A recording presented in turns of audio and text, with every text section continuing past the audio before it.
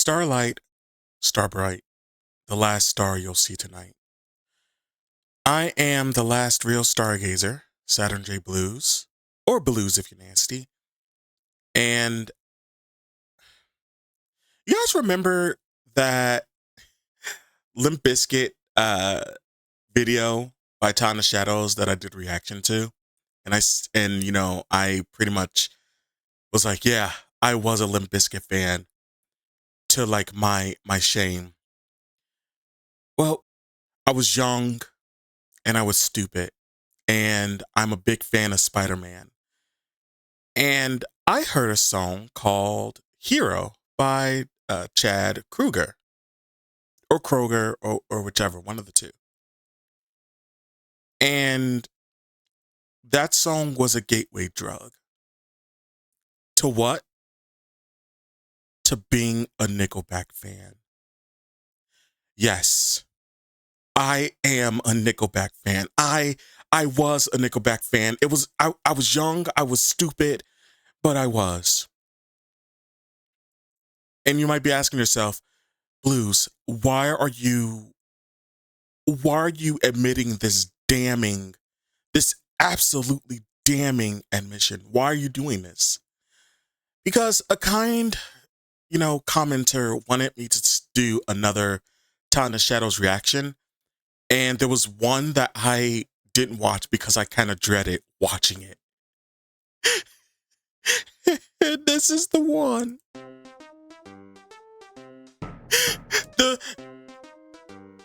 Welcome to my reaction to Todd in the Shadows, Train Records, Nickelback's No Fixed Address. I have never heard of this record. I don't know, and I never watched the video because of the shame. But let's get into it.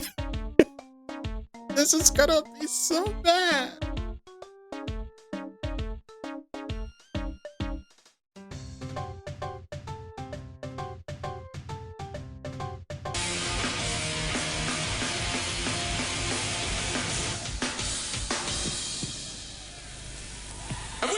Nickelback fans in Portugal? Oh man, classic internet right What here. is this? Check out that 144p resolution. Wow, that crowd. Rock and roll, or you want to go home? And here's where he gets hit with the rock. See ya. Wow. Yeah, I remember this. I do not remember this. Why? Okay.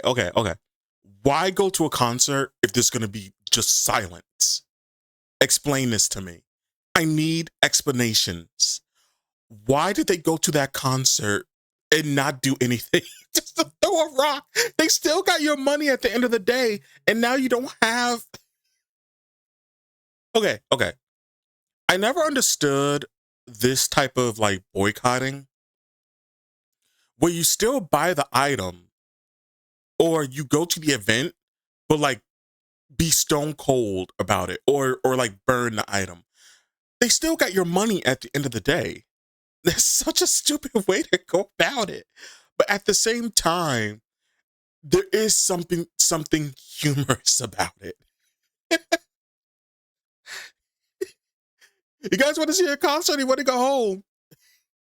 See ya. That is rough. That is so rough. Actually, what I want to do here too, I'm going to minimize that.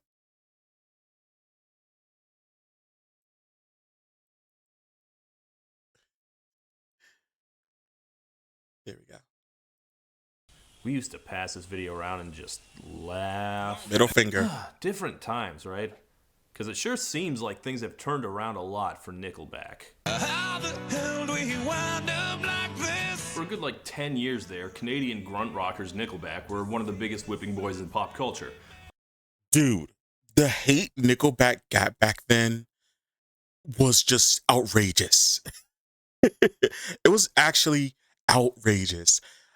And like I said, back then I was young, I was stupid, I loved Nickelback, and I was like, it doesn't make any sense. Why do they hate them so much? There was a mashup that mixed this song with another one of their songs, and then I understood. I was like, they're literally the same song. And then that was my turn to go, I kind of don't like Nickelback anymore. But I will say, as a former Nickelback apologist, there's still songs from Nickelback that I still, like. What was that one song? Just keep breathing.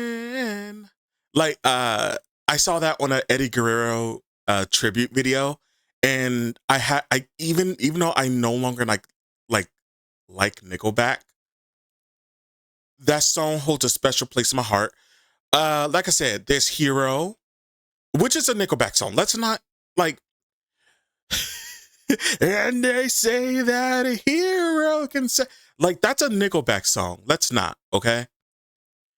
So there's two right there. There's this song here that is still on my phone. So I still have Nickelback songs on my phone. But it's still hard to admit. A nice, reliable punchline that you could use as casual shorthand for shitty music. Bad music makes people violent. Like Nickelback makes me want to kill Nickelback. It feels now like an artifact of a completely different era. And the backlash to the backlash seems kind of inevitable. I mean, all that hate for a band who didn't do anything except make music that you didn't like? What's the big deal? My friends that are super cool despise Nickelback. Okay. So, I hate the song that was just playing. I hate that song. And it's not for the reasons you think. So, that song was the opening to Monday Night Raw during the Super Cena years. And anytime I get it, I get intense flashbacks of the horribleness that WWE was back in the day. And we didn't have, there wasn't AEW back then. We had TNA, but look, I love TNA, okay? Motor City Machine Guns, AJ Styles, Little Roxy Taylor Wilde, Awesome Kong, Chris Angel, Christopher Daniels, Suicide, Come Alive. I love TNA. The problem with TNA is that at some point it became WWE Light, where all the other WWE stars that left started popping up on TNA. And I know I'm saying this in 2025, where TNA is basically just a subsidiary to WWE now, in all but name. But back then, I never liked that, because I was like, TNA deserves to be its own thing. But that's why I hate that song. Because of WWE. I still can't listen to that song without just cringing at how WWE was back in the day. You wait tables. They sell out arenas. And I think that's come around to not just avoiding the jokes, but actually starting to appreciate their music. Nickelback gets way too much shit. I think that this is a jam of what I really am. Okay. Lotto, I appreciate you. I appreciate you. You're valid. You're valid. Problem is, I can't look at Lotto the same way after the allegations dropped. Also, Lotto, you're wrong. This song actually sucks. I hate this song too. I hate this song too. Why are you hyping up this song? No, stop it. Bad. They weren't as big as they were for no reason, right? Show some respect. So these days, it seems like people are more inclined to... Okay, this song was decent. It's not on my phone. It's not on my phone, but it is decent. People. I staked my claim in 2003, and I see no reason to move. I say we could have left Nickelback's name on the worst band ever banner. I would have been perfectly okay with that. Love that song. This long after their heyday, it is a little easier to have a more balanced look at them. I was just talking about this song, too. I agree that Nickelback jokes are hacky. Last year, I watched Only Murders in the Building on Hulu take a cheap shot at them, and I swear to God, I got offended on their behalf. I need a new Oklahoma. I will not be the one-hit wonder of true crime podcasts, Poppy. I won't. I will not be podcast Nickelback. What? Yeah, thank you, Todd, because that doesn't make sense. They were repeated hit makers. What are you talking about? The fuck are you talking about, Tina Fey? What do you think their one Is hit that her even name, is? Tina Fey? They had tons of hits. That was the problem. Look at this photograph. Get the fuck out of my face. Get the fuck out of my face. With this fucking, I've seen this song and this picture memed to hell and back. From the moment this video popped out to now. I saw, okay. I'm not sure if I'll be able to find it because Reddit is like, if you don't save it, it's over, and I don't remember saving it. But there was a meme version of this where it had Ken Masters going, look at this graph. And it's like, this image has been burned into my mind because it's been memed to death. It's fucked. And the worst part is the song is bad. The backlash to Nickelback was always more about quantity than quality. There are tons of bands who sucked worse, but there were none who sucked more. If you were a radio listener in the 2000s, which most people were, you could hate Nickelback and still know dozens of their songs. That's just not okay. I don't have to go and try and win over someone who doesn't like my band. That sounds like some very strange form of torture. Probably for both of us. Oh, it was, Chad. I mean, I'd have loved to have avoided you too, but I didn't really have a choice, now did I? If I can switch to praise for a moment, one thing I do appreciate about Nickelback is their willingness to switch things up. They got tagged as repetitive early in their careers because their first two big albums had near identical lead singles, and it did. I feel like even now that's the image that's stuck to them. Honestly, I don't agree I agree with that. Now, Creed, that was a monotonous band, but Nickelback had... Oh, God, Creed. Should have been dead on a Sunday morning, banging my head. Oh, God, Creed. Holy shit. Okay, real talk. I hate... Okay. Another confessional. Okay. I used to be a Creed fan. Do not ask how. Do not ask why. But I used to be a Creed fan. And thankfully for me, it lasted literally 2 songs before I stopped being a Creed fan. Okay? Okay. Look. I know that my taste in music is taking a bit of a hit with my admittance of liking Limp Bizkit, Nickelback, and now Creed back to back. But okay, let me see if I can redeem it. Okay? I love Tupac. I love Biggie. I love Common. You know, I love Breaking Benjamin. I love Papa Roach. Okay. Papa Roach. Okay. I love Papa Roach. Okay. I love shitty butt rock bands. What can I say? I can't. What? Like, look. Let me defend myself. I do have good taste in music. Okay. I do. I know I'm not batting 100, but I have good taste in music. Okay. I can't help that I love Breaking Benjamin. Okay. Man, I can't wait for Todd to review a Breaking Benjamin album, whether it's a Trainwreckords or just a one-hit wonder or something, because Breaking Benjamin is a good band. It is. Evil Angel fucking bangs, and I dare anybody to prove me wrong. Prove me wrong. Prove to me that Breaking Benjamin is not a solid group. Okay? Not only that, I love the Megas, which is like a how do I describe the Megas? Which is like a Mega Man type band, kind of like the Proto Men. I love the Proto Men. Okay. I love I love a lot of like Japanese and Korean songs. Okay, My Little Soda Pop. Okay, that's a bad example because everyone loves soda pop. Everyone loves soda pop. I love Brown Eyed Girl. Look, I have good taste in music. Okay, like maybe I should maybe I should make a video of like all the music I have on my phone and like do a tier list. But I look, all I'm saying is I have good taste in music. Do not let my former like of Creed and Limp Bizkit and Nickelback like take that away. Okay? I have good taste. More range.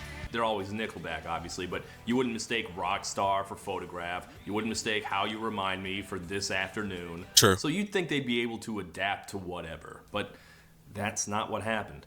Around the turn of the 2010s, they just dropped off the face of the earth, and you can mark their slow decline pretty easily.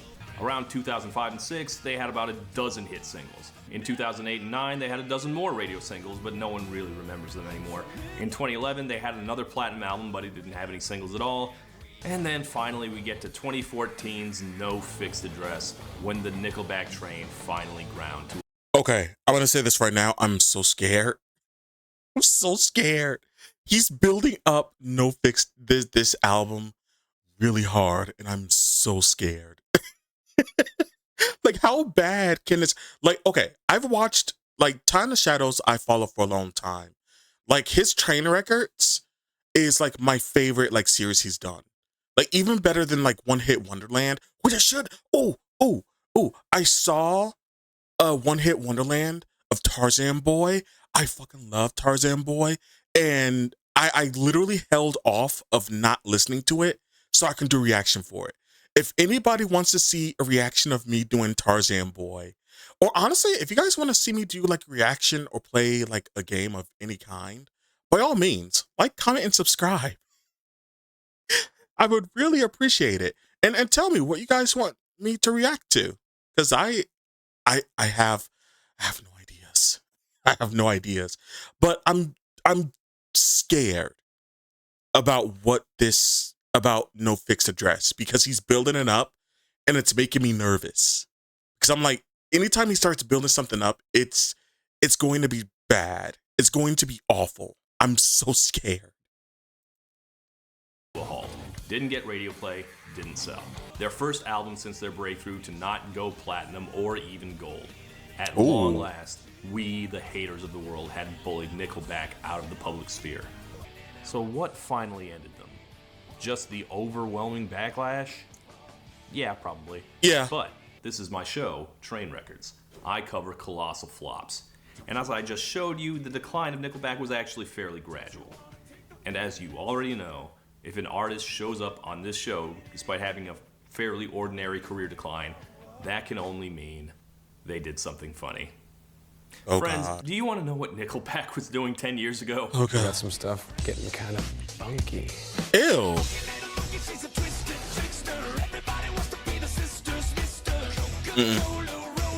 No. No. I refuse. Kind of funky. The album was called No Fixed Address, Oh, God. and fittingly, the result was the most all-over-the-place record they ever made. There's a woman? What on earth is happening right now? Oh my Chad God. Kroeger never made it as a wise man, couldn't cut it as a poor man stealing, and he absolutely did not pull off whatever this was. Hey, they want to be a pop star. Well, too bad. This is Train Records.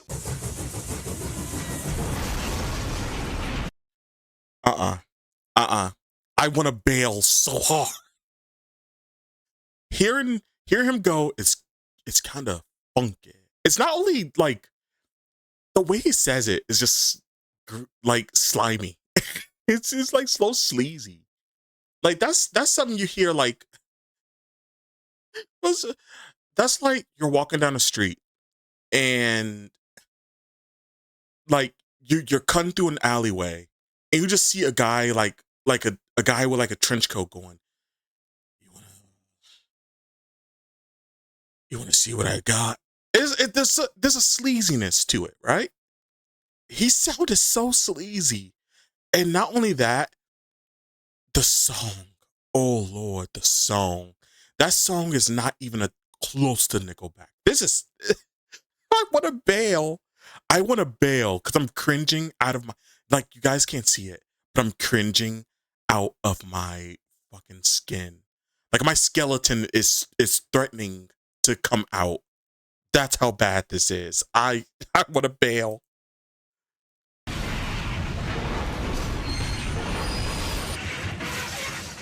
I like the cover though. My holy grail of lost media is a song that I have always wanted to get my hands on, but I have never heard. So ominous. No one has ever heard. May not even have ever been recorded. It's registered on ASCAP, but it has never been released, and it's called I Admit That There Was Music, written by Chad Kroeger and Carly Rae Jepsen. Get the fuck out. Get out of here right now. Yes, the glamorous pop star and the grunting I like Carly Rae. made a song together. A collaboration only possible in the incestuous Canadian music industry. Which of them was it for? Was it a duet? What could it even sound like? And what a title, too. I Admit That There Was Music. I mean, I admit there was music. You'll never hear it, though. You will hear this. There's the Nickelback I know. There it is. Rock and roll. The most butt rock it could ever get. This is Million Miles an Hour, the song that kicks off Nickelback's 8th album, No Fixed Address. And, am I wrong, or does this not suck? Yeah, it sounds good. Look, okay, look. It didn't sound bad. It's like, it's kind of like you would hear this in the background of like one of those like B movies, like Never Back Down. You would hear this song in Never Back Down. You don't know what Never Back Down is? Okay. It's kind of like a poor man's Street Fighter. Not the game, not the animated movie, but not the 1992 classic. No, it's the Legend of Chun-Li. There you go. It's kind of like the poor man's version of the Legend of Chun-Li movie. And you know how bad that was. You know how, like, people who've seen that movie know how bad that movie is. You would hear this song and Never Back Down. The back down. Because I want to back down so hard from this. But yeah, you would hear this in the background and kind of go, oh, that's kind of catchy. And then you'll listen to it like on YouTube, and then it's kind of like, okay, yeah, this is still a little catchy. But then like after like 2 or 3 replays, you're like, okay, this song actually kind of sucks. But it's good for like the first 2. It's good for the first 2 plays. Defenders of Nickelbacks will tell you that the band's hard rockers are better than their slower stuff. Sure. Honestly, I never really liked those either, but this one, I don't know. I saw a couple of reviews of this album that made fun of this line. Speaking to the galaxy, received and sending back to me. I can finally hear the speed of sound. Okay. What? You can't hear the speed of sound? Huh. Yeah, fuck off. That line's good, actually. It is good. You know what it reminds me of, actually? That line? Okay, I'm a huge fan of Guilty Gear, especially Guilty Gear Strive, because honestly, it's just a rock album with, you know, a video game attached to it. That's something Naoki would 100% have as a lyric, and you would not bat an eye.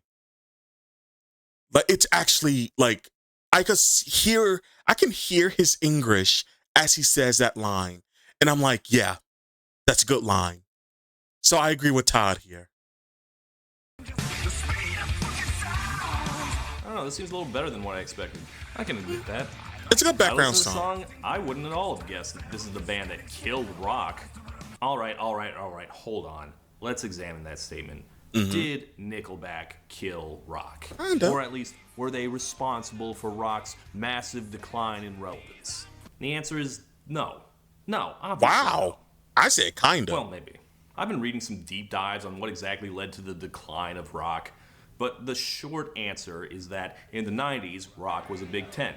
You could listen to Green Day, and then you could listen to Metallica, and for the most part, no one complained. If you put on 9 Inch Nails, the nerds and the alt kids would listen, but so would the metalheads, and the rednecks, the wastoids, sportos, dweebies, dick. Yeah, so like, yeah, back then rock was very like, okay.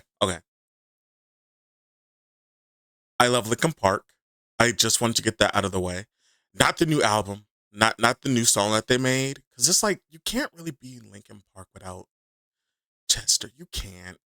I mean, you good for giving it a shot, but there was a realness to Chester. You know, I can't. You can't have a Linkin Park song without him. But I wish them success. You know, of being a Linkin Park V2. With that said, as you know, look at me, listen to me, black guy. Yes, I am Black American. Rock is such a weird, like, because if it's not in a, like, I did not listen to rock like that. Like, I know Green Day, I like Green Day. I know Metallica, and, oh, that's gonna sound so bad. Like, I don't hate Metallica, I just feel like they're overrated. There's some song, I don't like a lot of their songs. There's like 1 or 2 songs that I like, but like 1 or 2. But like, a lot of people don't know that black people like fuck with rock quite a bit. Like, we fuck with rock heavy. And it could be, you know, either one, like a rock band, or it could be like in a video game. Like, my introduction to rock when I was younger was Dragon Ball Z. Like the Dragon Ball Z movies, like they would have like rock songs in their background to like their scenes. Like in the Bardock movie they had it, the Broly movie they had it. So they had rock songs playing as like the background music throughout the action scenes. And that was my, like, when I was young, that was my first introduction into rock. And I fucked with it ever since. So the market's there, but like at the same time, some rock bands, no. No, not at all. I feel like Metallica is like one of those. Like, I'm not surprised if a black person's a Metallica fan, but I am kind of like, I wonder how that came about. Like, were you just like listen to a few of their songs, or like were you just like randoming like songs and like they came up and you were like, oh, that's kind of cool. It's a weird one. Metallica's a weird one for me. And so on. But in the 2000s, it started to fracture. The hipsters would not listen to the butt rock or vice versa, and neither side was big enough to sustain rock on its own, so tons of rock stations went under or they had to switch formats. Okay, hold on.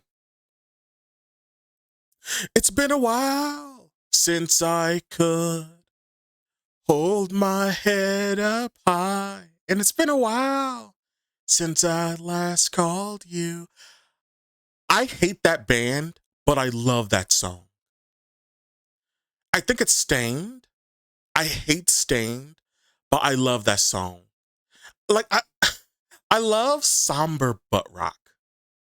You know, like that should be like a subgenre of butt rock. You have like the melancholy, like you know how LL Cool J had like Thugs Need Love 2 songs. Butt rock should have melancholy butt rock. I don't know what to call it. Like, I was gonna say like fart rock, maybe. I don't know. But as much as I hate Stained, I love It's Been a While. And I think the dude from Stained became like a massive like tool. I need to look into that. I know Todd did a video with the main singer from Stained, but I didn't watch it because I'm like, that's not my thing at the moment. But I should actually. And if rock and roll was killed by this divided audience, then surely the biggest individual blame has to go to Nickelback, the most divisive band of them all. That's obviously putting too much on them. They weren't the only band like that. But it's funny to think that Nickelback basically wrote their own downfall, not just by engendering such a backlash in themselves, but destroying the infrastructure that could have sustained them. But in the year 2014, Nickelback frontman slash bellowing troll demon Chad Kroeger was not yet ready to throw in the towel and let the band head towards its legacy years. Surely he could write more hits, just like he'd written so many before. Thus, one last stab at getting back on top. The album's new. Brand new. What the If you fuck like is the that old song in cereal, the we're background? hoping you're going to like the new cereal. That's not to say that it's going to taste the same, but we hope you like it. But again, it's 2014. What is that song? Ooh. 2000s are over. George W. Bush left the White House years ago. Rock is dead. Meghan Trainor is one of the biggest names in music. The environment is not good. And not just for rock. I hate Meghan Trainor. I'm just gonna say that off rip. Not for the reasons you think. I thought All About That Bass when it first came out was decent. But my sister like listens to Meghan Trainor all the time. And I've grown to hate her voice so much. Like, the song that my sister listens to a lot is the one that I Made You Look. I hate that song so much because of this. And it's weird because my sister is very much like a K-popper. Like she loves 17, BTS. I don't know how she felt about K-pop Demon Hunters. But she's very like K-pop heavy. So the fact that she likes Meghan Trainor, I don't know how I feel about that. Like, what's that say about my sister? I don't like the implications. Let's continue. She has terrible taste in music. It's the implication. Roll, but for Nickelback specifically. Okay, the backlash against you guys playing the Lions-Packers game, Thanksgiving, is bad. It can't be that bad. Can't be that bad. Okay, dude from Nickelback. You can't really measure these things, but I would say that their reputation is at its lowest point. That song I was playing, the opener, actually it's fine. It's perfectly fine. Yeah. There's no commercial appetite for just another run-of-the-mill hard rock barn burner. If they want to get back on top, they're going to need a real hook. Something timely, something distinctly 2010s. Something This worries me.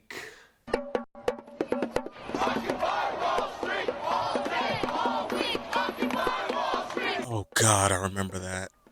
You must be joking. That's Wait, right. what? Nickelback are gonna get political. Are you ready to Nickelback against the machine, everyone? Get the fuck out of here. Here is the lead single, Edge I of hate a it. Revolution. I hate it. Oh God. Oh God. Oh God. Okay. Again, because they did the theme to Monday Night Raw for like throughout 2009, 2010. I hate that when I listen to like that first part. So WWE had a like, and a lot of my wrestling fans like will know this, right? But in their like pay-per-views or PLEs, whatever they call it nowadays, they would have like one of them was called Revolution, right? New Year's Revolution. I can fucking hear this song being played as the pay-per-view's theme. I can hear it and I hate it. I despise it so much. Again, I hate it so much. I can hear it. I can hear fucking walk up to New Year's Revolution while this plays in the background. I hate it. You say you want a revolution. Oh well, you know.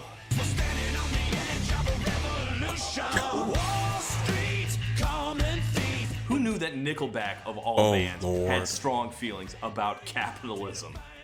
Yeah, how you remind me is actually how you remind me that the repeal of the Glass-Steagall Act was an atrocity. Allegedly, Kroeger was inspired to write this by the sight of people marching in the streets. And not just in America. You can see pictures of the Arab Spring going on in the background, which this Kroeger is so says weird. is another inspiration. And there's also some other politics. Hey, there's a V mask right there. Nickelback says, "Free Snowden." What a time 2014 was. That is nuts. Okay, obviously Nickelback is no Rise Against or anything. No. Also, a not lot of this even stuff was already remotely. passé by 2014. Occupy and the Arab Spring was 3 years past by then. But Kroeger says that he felt this was still timely because right as they were working on this, another protest started breaking out, so he felt the time was right. Yeah, he never says anything explicit about it, but subtextually, this is their BLM song. Nickel Black Lives Matter. Wow. Wow. That is the worst thing I've seen today. Oh, Lord. Nickel Black Lives Matter. That's a good joke. I appreciate the joke, but holy shit. Fucking hell. That's awful. I hate this song. I hate it. I think I hate it more than the reason I hate it in the first place. Because it's like, you don't want to hear. Okay, hold on. Kendrick Lamar can make a song like that. Like, I feel like certain genres cannot make like revolution songs like that. Like Rise Against the Machine, they can make that. That's their thing. You know what I mean? What was one? I'm trying to think, what the fuck is that song? Land of Confusion. That band, I can't remember the name of the band at the moment, and I'm gonna hate myself because that's gonna put doubt on my music clout. But Land of Confusion, that band can make that song. You know what I mean? Nickelback cannot. People, okay, that's literally like, it's literally like Drake making a. Can you imagine if Drake or Taylor Swift made a fucking revolution song? You can't? Yeah. That's how this feels to me right now. Like, you can't have butt rock to talk about revolutions and and standing up against the machine, standing up against the man. You can't do that. Like, there are certain bands that can do that. There are certain singers that can do that. Jack Kroeger, Nickelback, you're not that type. Megan, it's like, listen to Megan Trainor. Instead of going all about that bass, she's like, it's all about that. Like, I don't even know. I can't even make a joke out of that because I don't know what that would be. He needs a little, no, like, I can't even. This is such a bad idea. Why would Nickelback do this? This is so awful. I feel robbed, truthfully. I feel hurt that this even exists in the first place. Like, my decision to like hate Nickelback feels a lot more justified now. This is so fucking stupid. Why the fuck would they do this?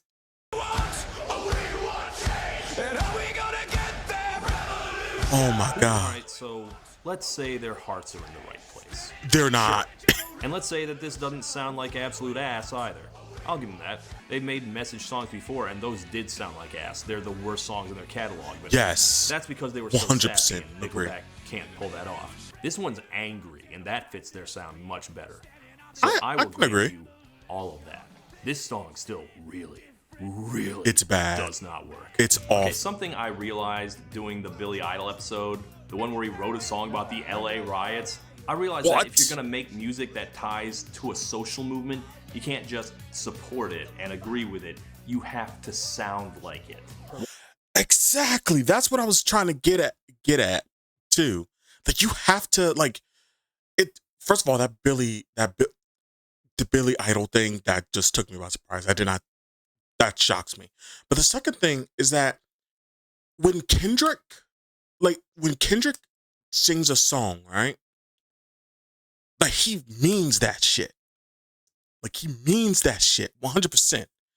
When, like, I'll even say when Drake sings his songs about like how he doesn't like women, like partying all the time. Cause, okay, let's be real. A lot of Drake songs, and trust me, I like a few of Drake's songs. Like Marvin's Room, classic. Like when Drake sings about being drunk, missing his ex, and think he could be better than her man, he means that shit. Like Marvin's Room, like Drake means that shit. Kendrick, when he sings a lot of his songs, means that shit. Like there's no phoning it in. Like when he agrees with it, you can hear him agree with it. Like there's a certain like thing. For people that like, okay, we agree with this, you have to sound like you're agreeing with it. You have to have you can't half-ass it. You have to whole ass your agreement of it. Because if you don't whole ass it, you just come out there with some milliquotes, I agree with this. I agree with this statement.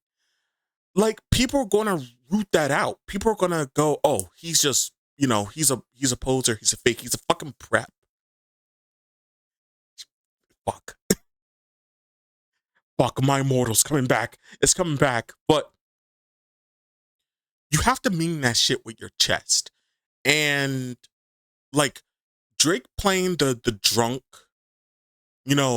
party boy that misses ex, he could sing that with his chest.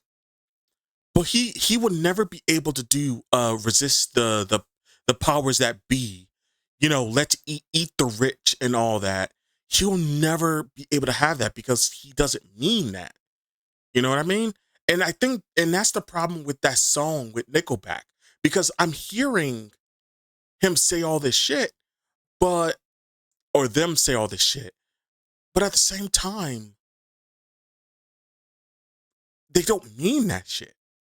Like you could, and maybe he does mean it, because he said he was inspired by, the protest that was going on and all of that back then.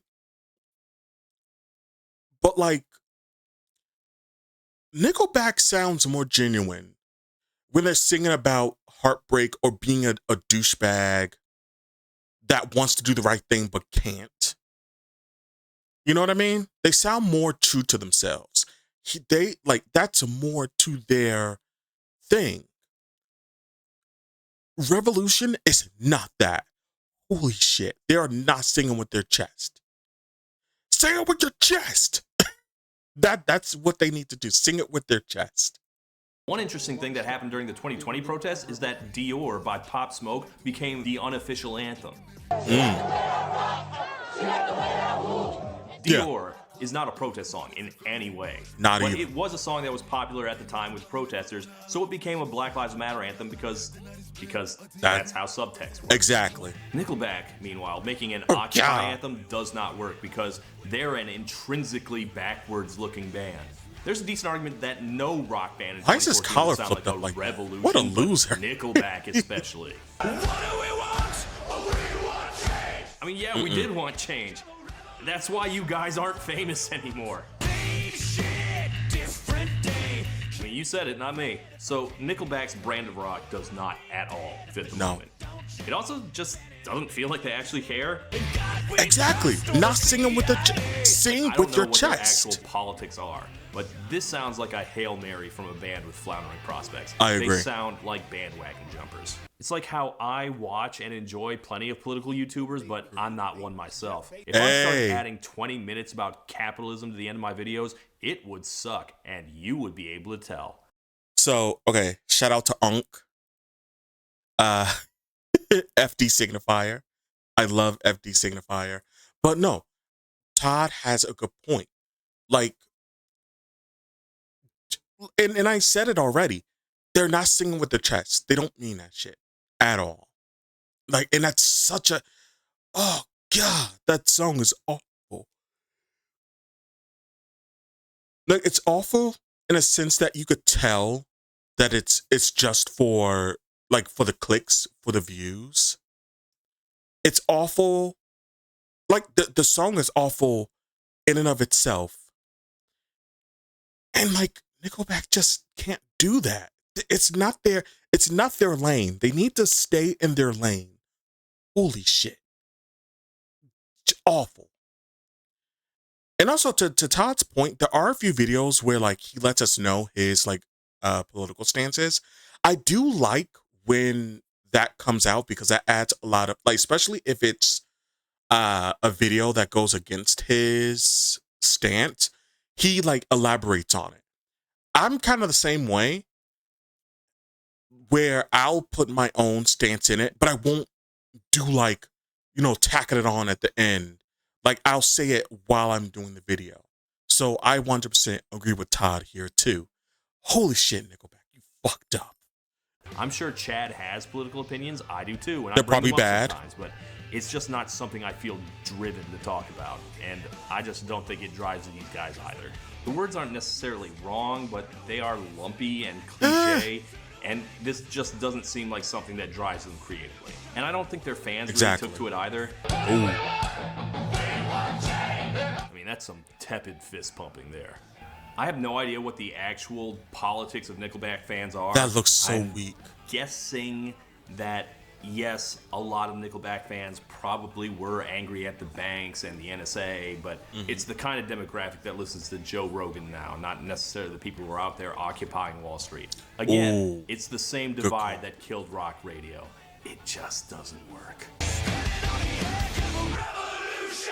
Shockingly, Edge of a Revolution did not Lame. become Bernie Sanders' campaign theme. But really, I don't think it was the mismatch of artists to cause that did it. I just think their style was out of date, especially their decision to shackle themselves to this archaic instrument. Does anyone even know what this thing is called? I saw a bard play it at a Ren Fair once. See, without rock radio, Nickelback would have to rely on the pop stations, which had always been kind to them. And despite its plummeted relevance, rock music, or, you know, rock music, was still finding its way to cross over. What but the electric fuck is guitar this was song? not the lead instrument anymore. It was used for texture, if it was even used at all. And that's why the big... What the fuck was that song? It sounded bad. Oh wait, Bastille though. I like Bastille. Again, I have music cred. I promise you I do. bands were now Bastille, Foster the People, and of course the band that replaced Nickelback as the overplayed whipping boys of mainstream rock, Imagine Dragons. Oh my god.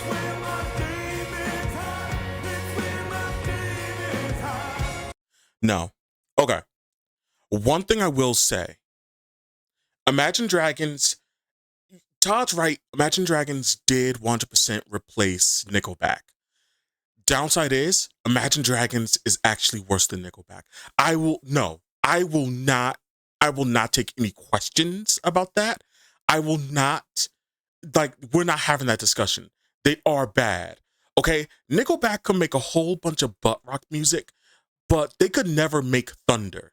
And I mean that in a bad way. Because if I ever hear thunder again, lightning, then the thunder,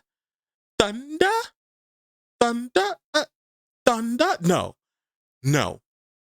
Nickelback could never do thunder. Imagine Dragons could do Nickelback songs, but Nickelback couldn't do thunder. And I mean it like derogatory. Imagine Dragons is worse. And I feel like Imagine Dragons, okay, hold on. You know what? Fuck it. Imagine Dragons, I feel like sold out faster than like you could blink. Like I was there when Imagine Dragons, I was there when the scrolls were open. And I was like, wow, Imagine Dragons is really good. And then they realized that people wanted to listen to it. And then they sold out. It was immediate. They sold out harder than Maroon 5 sold out after moves like Jagger. I will not be taking questions. I said what I said, and I mean what I said. Okay? Now we finish and we're done. So, I mean, that's your target, guys. That's who you need to be emulating. So come on, let's do it. Let's imagine some fucking dragons. Listen to their new album, No Fixed Address, that just came out today. Here with the song, What Are You Waiting For? Nickelback. Are you waiting on a lightning strike? Oh, Lord. Are you waiting for the perfect night? Are you waiting till the time is I hate it. What are you waiting for? This is the second single and the one clearly meant to be the radio hit, What Are You Waiting For? What are you waiting for? Gotta go and reach for the top. Okay, wait a minute. No, it's still bad. Look, I am not the right guy to tell you Still if bad. Nickelback are doing something wrong because I never liked them to begin with. It's still bad. Nickelback doing this kind of synth-heavy, very 2010s sounding production. It's odd, right? Very Doesn't much sound so. right. It doesn't match. Are you waiting for the right excuse? Are you waiting? No, it feels wrong. You know what? This is like if Owl City made a Nickelback song, and I love Owl City. I like, you guys see it, right? Like the Owl City-ness of this song. And I know people riff on Owl City for with 10 million fireflies. Like, but no, Owl City is a really good band. Okay, I love Owl City. Like, there's one song from Owl City. As you know, there's a lot of songs that I still listen to from Owl City to this fucking day. Because they're the whimsy a black guy like me needs in 2025. Like, there's a certain whimsiness to Owl City, but like they're more like deeper songs. It remind like, but they're more like deeper songs, right? Or like whimsy and like kind of like nostalgic in a sense. No, this song has like, it wants to be Owl City, but it can't capture what like the whimsiness and the nostalgia of Owl City. And that's why it fails. And again, like, they're not singing it with the whole chest. You could tell this is just a fake, like this, the bandwagoning. That's what this is to me. An important thing to note about this record is that for the first time since 2002, they are working without their main producer. That guy's name is Joey Moy. That's actually him in the photograph. Oh. It's a championship. Yeah, what the hell is that on his head? But by the 2010s, Joey had moved to Nashville, become a big name in country music, and is a big reason why country music all sounds the way it does now. Meanwhile, Nickelback decided... I will never forgive Florida Georgia Line for Cruise because it legit got stuck in my head. Like, baby, you're a song. You make me want to roll my windows down and cruise. I hate that it became catchy to me. But what I can't forgive is they had a version with Nelly on there. And I know, I love Nelly. My music credentials are just all over the place. But when they did the remix with Nelly, which made it sound better, by the way, they cut out on the country album, like on the country songs, they cut out Nelly's like verses. Like, they kind of did like that weird, I don't know how to describe it. It's like they like just did instrumentals, which is, I'm gonna say it's racist as shit that they do that. Like, when a rapper guest verses on a country song, they'll like mute the rappers entirely. And then they turn out and be like, oh, we're not racist though. But like, you guys did that. That's racist as fuck, my guys. But I hate Florida Georgia Line because of that. And I hate them even more because after they muted all of Nelly's parts, I was just like, no, I don't want to listen to this song anymore because it literally did not change the song. It just had like extra instrumentals in the background. It literally, with Nelly or without Nelly, the song was exactly the same.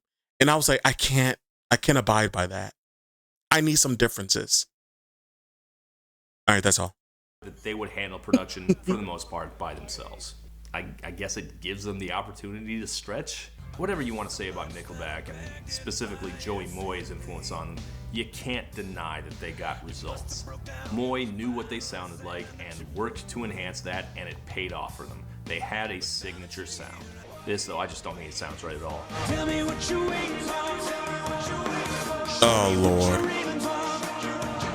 The backing is Yeah, too see? pretty for Kroeger the Yeah. Ogre's horrible fucking voice. Like, yes, they were always a commercial band, but there are limits. Chad's voice needs the kind of grounding that comes from an actual physical guitar. If you're gonna get your Coldplay on, you have to also write like Coldplay. Okay, so there's another song that this reminds me of. Hold on. Shit. What? Okay. Is the band? All right, hold on.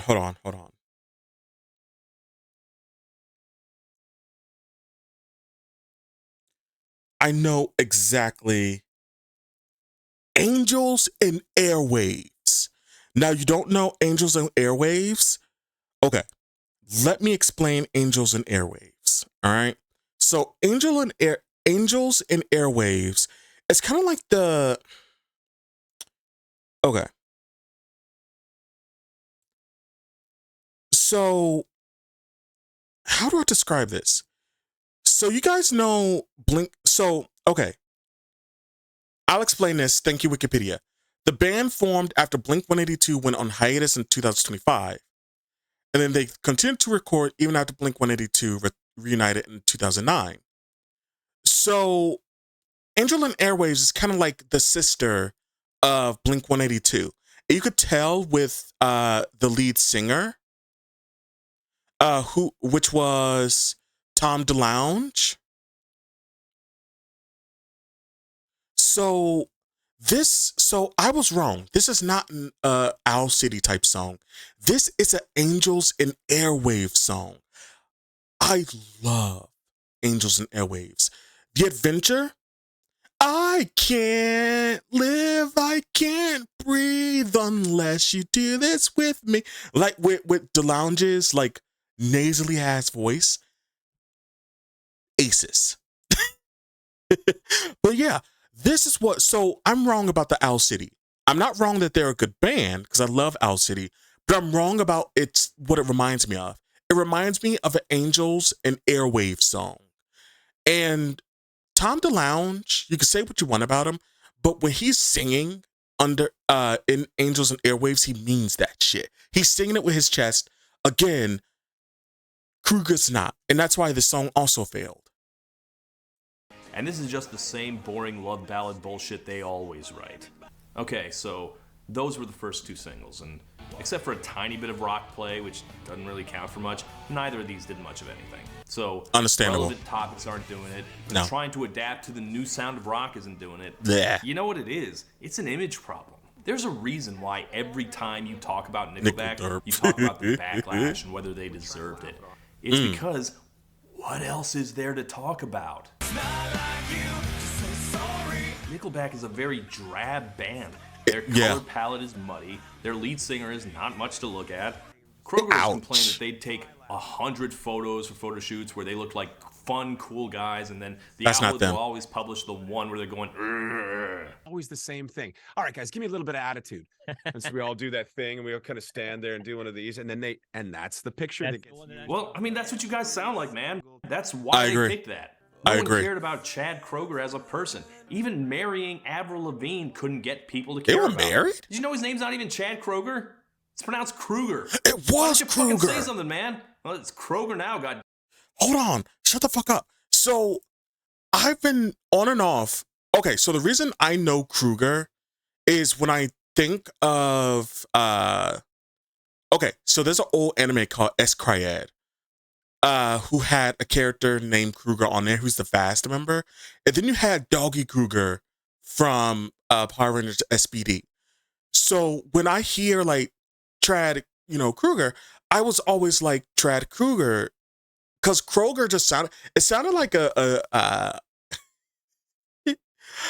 it could have been Kroeger too, but it sounds more like a store brand that I have here where I live. So I always flip between them throughout years because I didn't know which way it went. So it is Kroeger. I like that because Kroeger sounds more badass than Kroeger. Okay. Sorry, that hype moment. I know that's stupid. That's a stupid reason to get like hype, but I couldn't help myself. Damn it, too late now. This deep into the Nickel backlash, they had to know they had image problems. Nice. I think they were trying to fix this. Chad has a decent haircut for probably the first time in his entire career. I mean, Christ, look at this photograph. What is that, the Lisa Kudrow? That should have been fixed a long time ago, but you know what? No time like the present. You know what, man? Fuck it. Fuck it. Go all out. God, I hate You're the this biggest song. goddamn band of your generation. You're superstars, man. Act like it. Get your Hollywood on. Wait, You sure this is the right place? Yes. Okay, I'm gonna. What the fuck you wearing, man? What the fuck are you wearing? I'm actually. I hate this so much. Okay, one thing I will say, no. Kroeger definitely should have stayed with the long hair. I hate his short hair. Because it makes him look even more of a dweeb. Like, it's kind of like when Tommy Oliver, again, Power Rangers thing. It's like when Tommy Oliver cut his hair back during like the Wild Force period. I'm like, no, that's not cool at all. And then he went all of Dino Thunder with that fuck ass hairstyle. No, you have to rock the long hair. You look better with, like, some people don't look good with short hair. They look good with long hair. Can you imagine me with short hair? Exactly. Just what the fuck are you wearing, man? And I'm talking about this dude. Let's take a look. Okay, curly afro, small pimp hat, pimp purple, and square glasses. Dude, get rid of the. You could have chose better glasses. And look at his fucking jawline. Holy shit, you could have died. It looks like he's mogging for the camera. Oh, it's kind of like Zoolander. Like when he's trying to perfect the look. And then Ben Stiller's character perfects it at the end of the movie, where he like mogs to the camera. Like, that's what he's doing. Like, it's not the Chad face that people always like to show, but like, he's definitely mogging. And that's mogging. All right, let's continue. Come on, children. Ew. And here we go. She's got me nervous, talking 100 miles an hour. This is the third single, She Keeps Me Up, about having sex with a sexy lady. And or cocaine. I can see the latter. I'm gonna guess most of you didn't know this existed, which I think that's a pretty telling sign of how far they've fallen, because I don't know how everyone doesn't know about this. I mean, look at them. Disco back. Okay, hold on. Okay, first, that woman, yo, I'm vibing with her. She's very pretty. Also, you know what the song reminds me of? So there is a song that Chad did. I think it's like Through the Night. Okay, hold on. I think it's Through the Night. Hold on a second. Hold on. Like, guys can hear it, right? I also love this song too. How the devil himself could be pulled out of me. There were drums in the air as she started to dance. Every soul in the room keeping time with their hands. And we sang, hey, oh, hey, oh, hey, oh, hey. And the voices rang like the angels sing and singing, hey, oh, hey, oh, hey, oh, hey. And we danced on into the night. Okay, so am I wrong? Am I wrong that like his disco thing that She Keeps Me Up kind of reminds you of Through the Night? Also, I did not know Santana. So the reason I know this song is because I saw it on the AMV of Balthier and Fran from Final Fantasy 12. I know. Shut up. So I never knew Santana was on this one, but I should have noticed. But like, notice how the song is actually good. Notice how it's actually good. So like, he can do a good song. What was the point I was trying? Oh yeah. So shit. I'm losing my train of thought. Hold on. Shut up. Don't say anything. Okay, so She Keeps Me Up reminds me of Through the Night, but you could tell, like you could hear the difference. Like you could hear kind of the similarities and how they're trying to sing it. But like, it's different because Through the Night is actually a really good song. And like, he's singing it with his chest versus on She Keeps Me Up. He's not. Like, there's a fake, and that's the problem running through the songs that Todd has shown, is that there's a fakeness to it, and I can't understand, and it shouldn't be, because I do like the grittiness of the disco that She Keeps Me Up is singing, because Chad, like I said, they know how to sing that sleazy douchebag boyfriend who wants to be right, who wants to change, but they can't change. And all they can offer up is sorry. They know how to play that character in like their songs. So he should be able, like they should be able to translate that into a song like this, because She Keeps Me Up and Through the Night, they're essentially the same song. But for some reason, while Chad could be like have his full chest in Through the Night, he can't do it with She Keeps Me Up. And I don't understand why.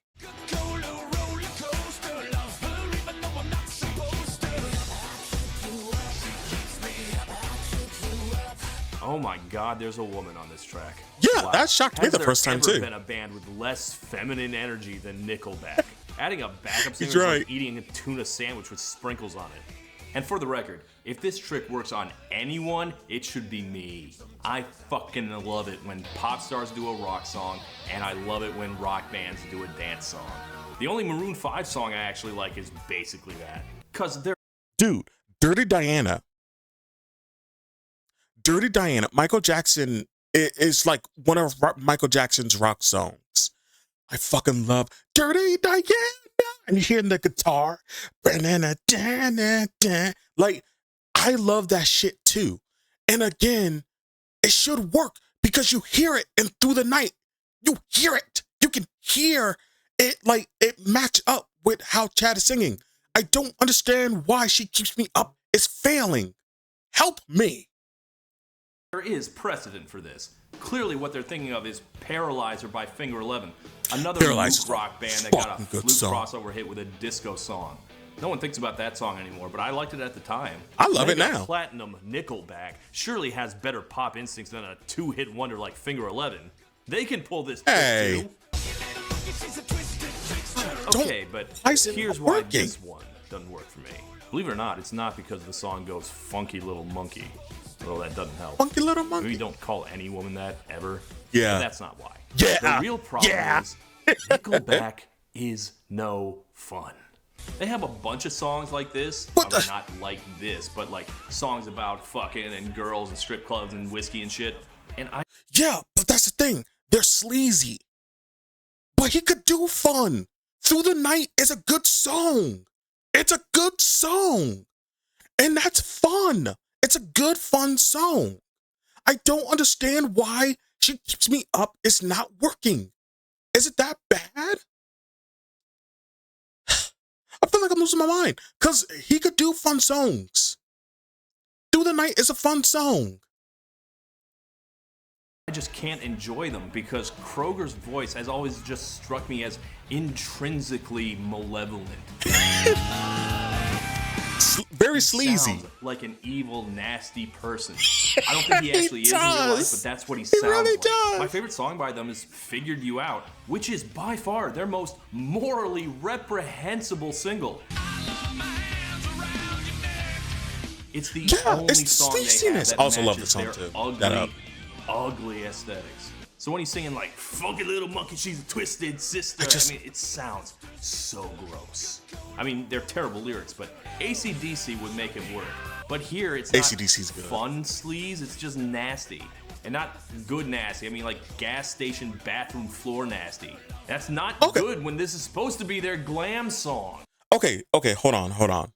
In defense, and I can't, look, I know I've been defending Nickelback. I defended Nickelback way more than I defended Limp Bizkit in my last video. Look, sometimes people want to listen to that grimy bathroom floor type music. Like there are some songs that I have that are just like the grimiest shit. Like the grimiest, nastiest shit. Sometimes you get into a mood like that where like you have that and then you have like the most like that. Okay, so She Keeps Me Up could be like the background song to like a couple having the filthiest, nastiest, most degenerative sex ever, and it would fit in place, right?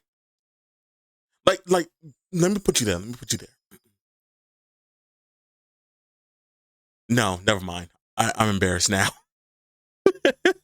I'm embarrassed now. Never mind. I quit.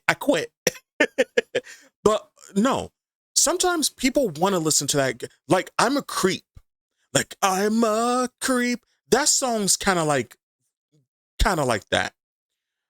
But like, so in defense to She Keeps Me Up, some people do like that grimy, filthiness, bathroom floor type song. You know what I mean? But like, again, it just doesn't work. The song, I don't understand. Like, cause it's not the female on there.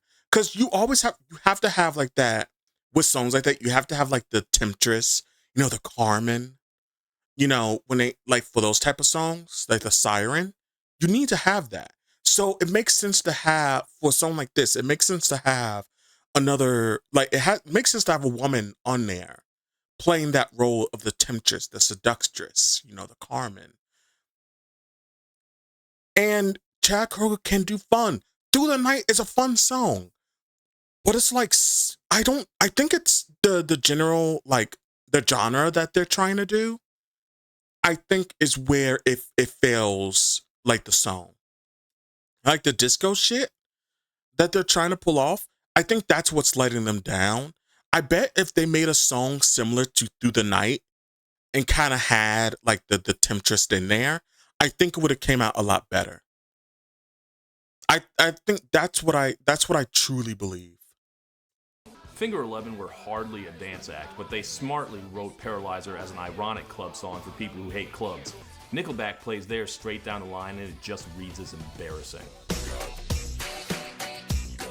There were a couple other videos for this album, which is impressive considering it was clear by this point that the album wasn't doing much. It failed. Ew. This is a song called Get 'Em Up about bank robbers. It's fine, I guess. It's the first song on the album where I wasn't asking what the fuck they were doing. Honestly, I think it's kind of a tragedy that they didn't have this kind of production to begin with, because honestly, I think this sounds a lot less like Butt than they usually do. What I don't it sounds more like that Butt. ends with a comedy bit.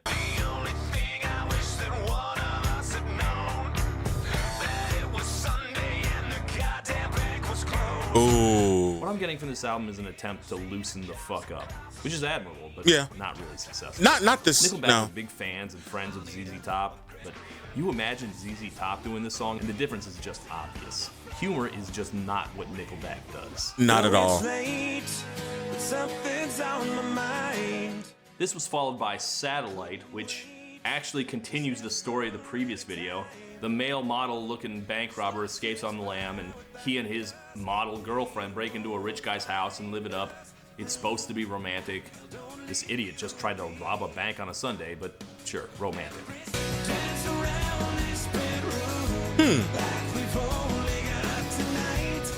Look, when Nickelback haters try to explain why they're so bad, they always say that they're bland. I'm a hater too, but I don't think they were bland. If only.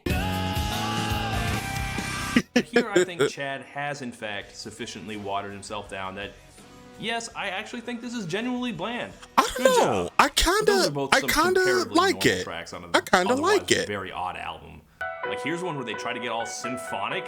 Oh God. No. Immediately no. It sound like Trans-Siberian Orchestra for one song. This album is called No Fixed Address for a reason.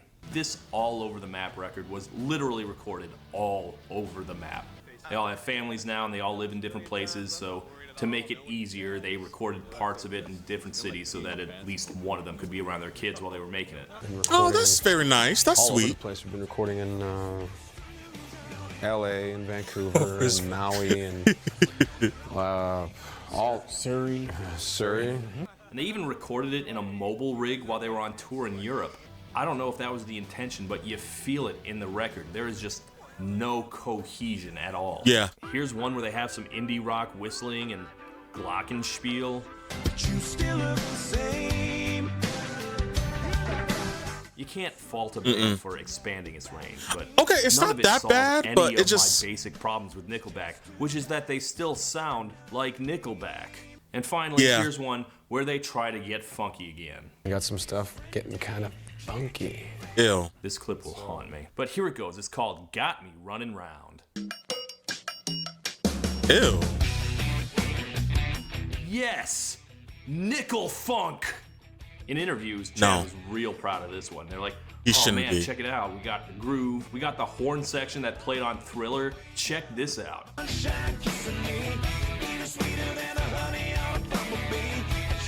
Look, my first temptation is to call this just panicky selling out. But let's take Chad's interest in other genres seriously for a second. Yeah. Chad Kroeger Break it claims down. to have eclectic taste. He says he used to listen to all the pop and country music that his metalhead friends looked down on. He was married to Avril Lavigne. He co-wrote her entire 5th album.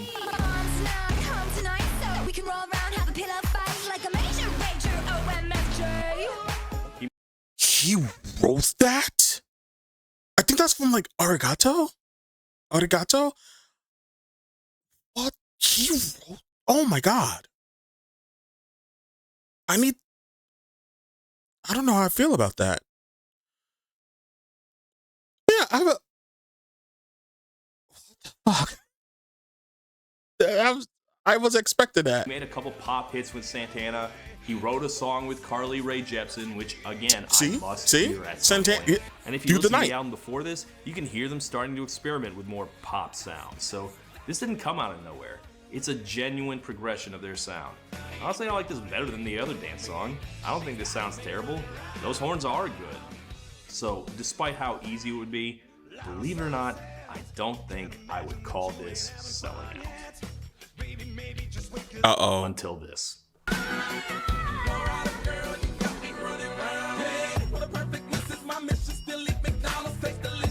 Yes. Oh. Yes. Oh.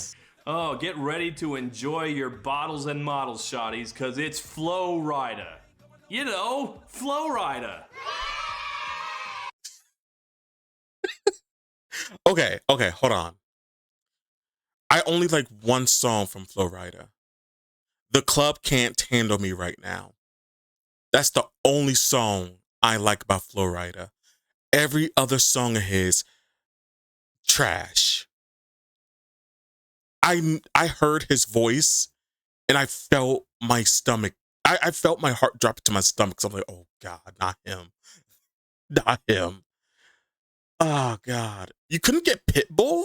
Pitbull would have, I would have loved Okay, look, Pitbull gets clowned on, you know, Mr. Worldwide, but I actually like a few of Pitbull's songs. Like, okay. There's a song that Todd did. He did a review on Back in Time that Pitbull made. I actually really like Back in Time. I actually really like that song.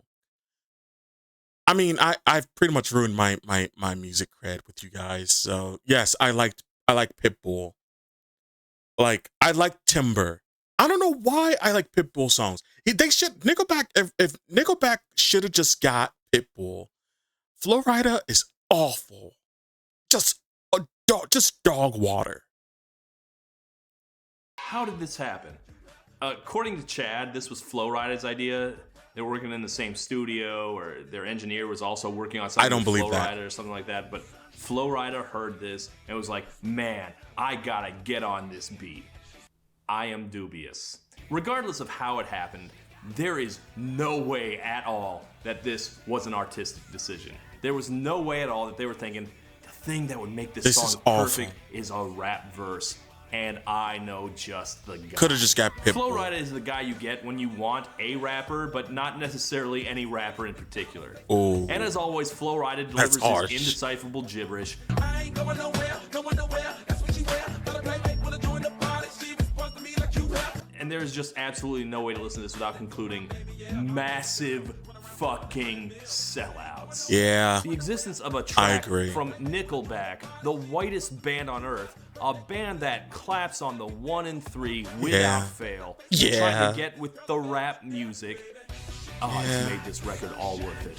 And with that, I am ready to call it a wrap on this record. So, This is what do we awful. do with this?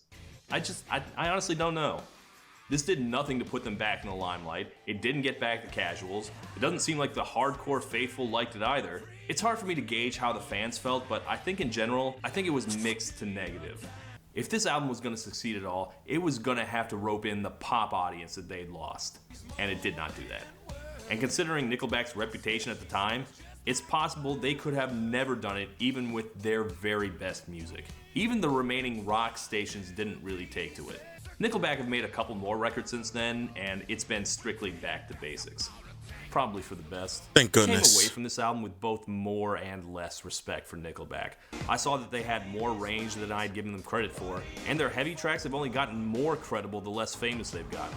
But their limitations also became so much clearer. Yeah. And worst of all, I just had no emotional reaction to anything they made. When the Imagine Dragons backlash happened, you could see it affecting them.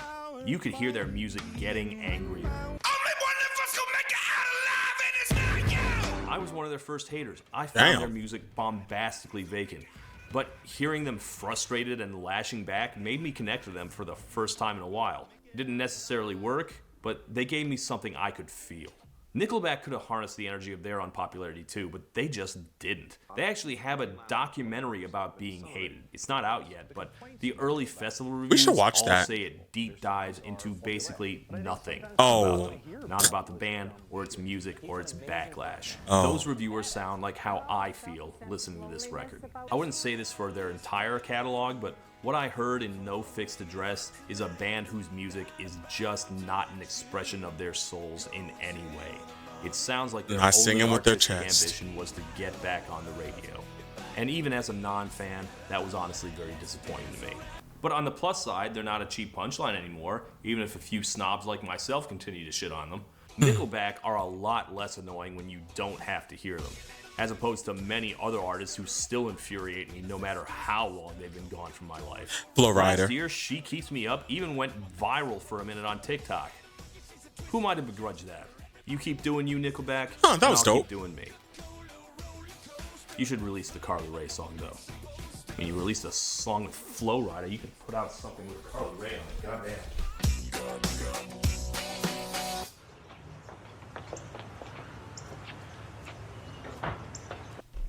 And one last thing. Speaking of people, No. I know that's the end of the video. You always put your ads at the end of the video, Todd. Okay. Holy shit. that was something, all right.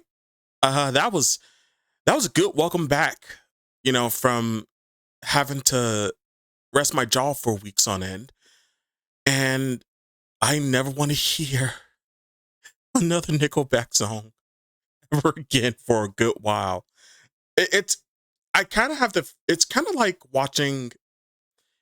reading My Immortal, where after you're done reading it, you don't want to read anything for at least a week.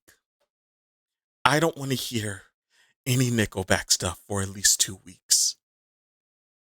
Holy shit. But I will say, Through the Night is still good. I don't care what anybody says. Anyway, this has been a reaction on No Fixed Address.